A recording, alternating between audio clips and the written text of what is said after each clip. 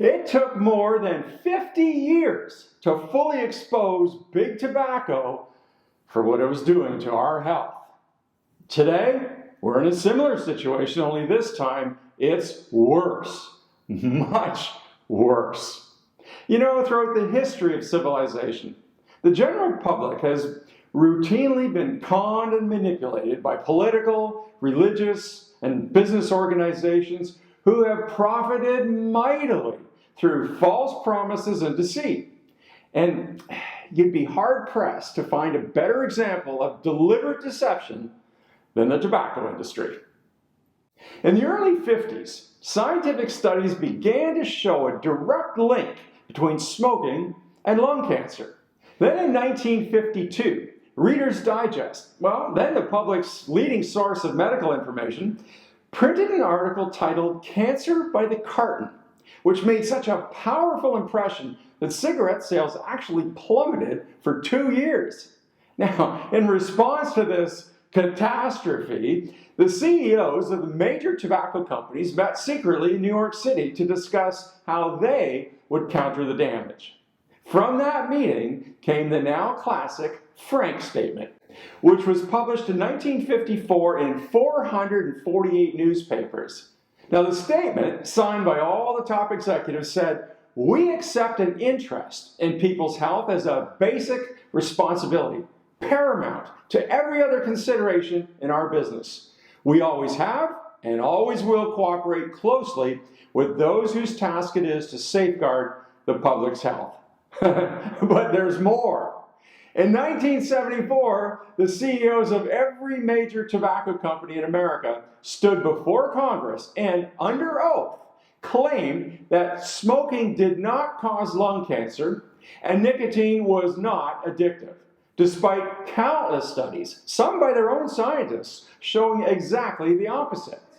Now, if you've ever wondered how big tobacco got away with lying to the public for so many years, despite the mounting evidence against them, it was best explained by none other than Adolf Hitler, who figured a thing or two out about mass psychology and deception. In Mein Kampf, Hitler said, "People get away with the big lie because it is so colossal that no one would believe that someone could have the impudence to distort the truth so infamously." Well, as modern-day scholars explain it, constant repetition in a variety of media is necessary for the success of the big lie technique. And, using characters that are loved and trusted would provide the psychological motivation to believe whatever they told. Well, let's take a look at what I think you're going to find pretty shocking examples of just that. You know, if you were to follow a busy doctor as he makes his daily round of calls, you'd find yourself having a mighty busy time keeping up with him. Time out for many men of medicine usually means just long enough to enjoy a cigarette. And because they know what a pleasure it is to smoke a mild, good-tasting cigarette, they're particular about the brand they choose.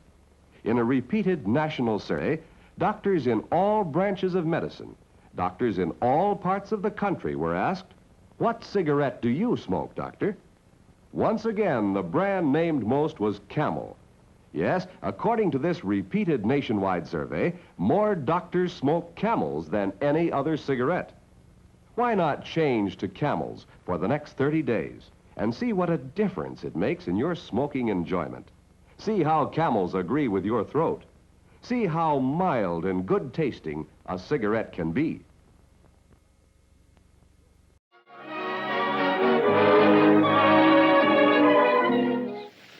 Our subject today, as chosen by our Board of Selection, is the Negro in sports. Our guest today is that great figure in the world of sports, the only man to hold 5 world's records in track at one time, Jesse Owens. And it helps to show that sports mean more than just fun. They mean sportsmanship and character building. I want you folks out there to note that when Jesse Owens smokes a cigarette, he smokes Chesterfield. That's usually true of sport figures, whether they're champions like Jesse or people like you and me. And remember that Chesterfield brings us these films. Smoke Chesterfield. They're our brand of cigarettes.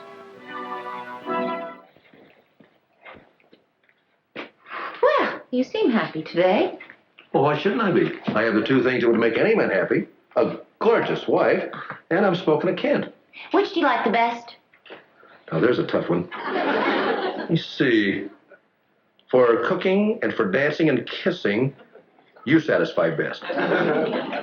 But for filter and taste, Kent satisfies best. I'll accept that. Makes the taste of a cigarette mild. Mild and kind. Kind tasting to your throat. Kind tasting to your taste buds. That's why you'll feel better about smoking with a taste of Kent. So, what did you think?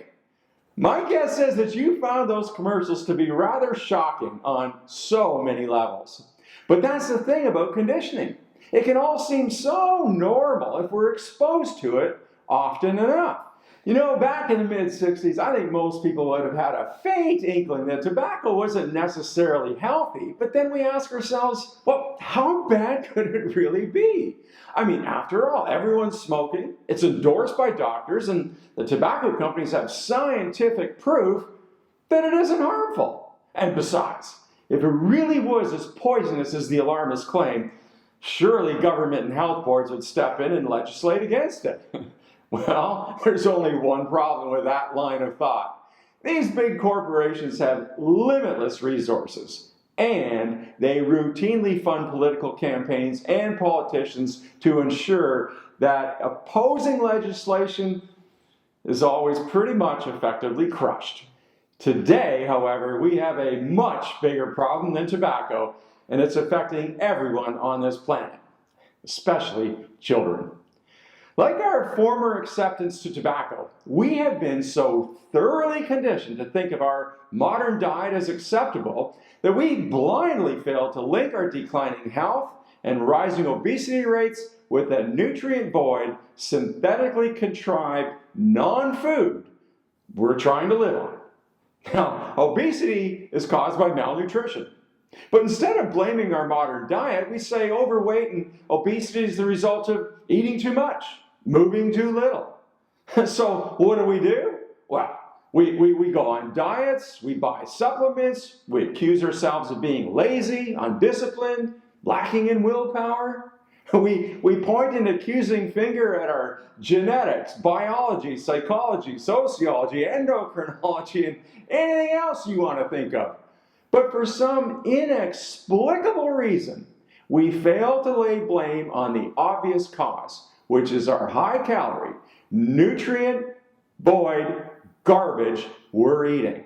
Do you know that most people are now getting more than 60% of their total calories from fast food, packaged food, ready-to-eat frozen foods, what we would call ultra-processed food? And despite the overwhelming evidence that this stuff is the root cause of our health and obesity problems, we continue to give this garbage a free pass. Now, if you doubt that for a moment, let me ask you how you would react if you saw your child watching this commercial on Saturday morning television.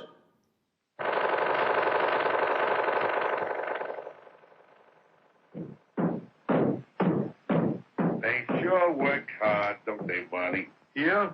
I hate to see them work so hard. Yeah, me too. Let's go around back where we can't see them. Gee, we ought to do something, Fred. Okay? How's about taking a nap? I got a better idea. Let's take a Winston break. That's it! Winston is the one filter cigarette that delivers flavor 20 times a pack. Winston's got that filter flame. Yeah, Fred. Yeah, Barney, Winston tastes good, like a cigarette should. So how would you react to advertising tobacco to children? Well, my guess is that you would be outraged. And yet, we think advertising breakfast cereals, fast food, and other poisonous junk to children is perfectly acceptable. Why is that? Sugary cereals and junk food can be just as addictive as cocaine. So how bad is ultra-processed food? It's worse than you can imagine. Now, to put this in perspective, let's see what our modern diet has wrought. Ever since obesity began afflicting entire populations in the mid-70s, regardless of age, gender, or ethnicity, these are the results of consuming a diet of high-calorie, nutrient-void garbage. Half of American adults now have diabetes or prediabetes. 3/4 of adults are overweight, and about 100 million are obese. Among children between 2 and 5 years old, 1 in 10 are already obese, and among teens, it's 1 in 5. And each year, it gets worse. Why? Because the human body is not biologically equipped to eat this stuff. And if it's making up a large portion of our diet, we will experience sleep problems, hypertension, anxiety, depression, a reduced libido, lethargy, abdominal obesity, some degree of sugar addiction, and that is just the tip of the obesity iceberg. So what's the cure? We need to change our perspective on what we find acceptable. We need to look at highly processed junk food as a personal attack on our health and the health of our children, because that's exactly what it is. The big food companies are getting fabulously wealthy at the expense of our health. Is that acceptable? Is it acceptable for a 5-year-old child to contract fatty liver disease and face a lifetime of addiction and obesity because they've been conditioned to eat junk food? We must ask ourselves if it's acceptable for us to eat synthetically contrived concoctions that rewire our brains and destroy our health. Now, don't get me wrong, I'm not suggesting that you must eliminate ultra-processed foods entirely, because, well, that may not be practical or maybe even necessary. But if it's making up 60% of your diet, which it is for most people, then you're going to suffer some severe health consequences. But with that said, it's critically important that we don't get fixated on blaming big food for our mounting health issues, because as soon as we say they're responsible for our health, we've rendered ourselves powerless. Because what we're saying, that change must begin with them, that would be a huge mistake. The most important people on this planet are you and your family. And you can influence both to a lifetime of healthy eating, regardless of what the food companies do. That's your power. We need to break our dependence on so-called convenience food by reminding ourselves that it's neither convenient nor is it food. And it's anything but inexpensive. Because when we factor in the cost to our health, it's too expensive for anyone.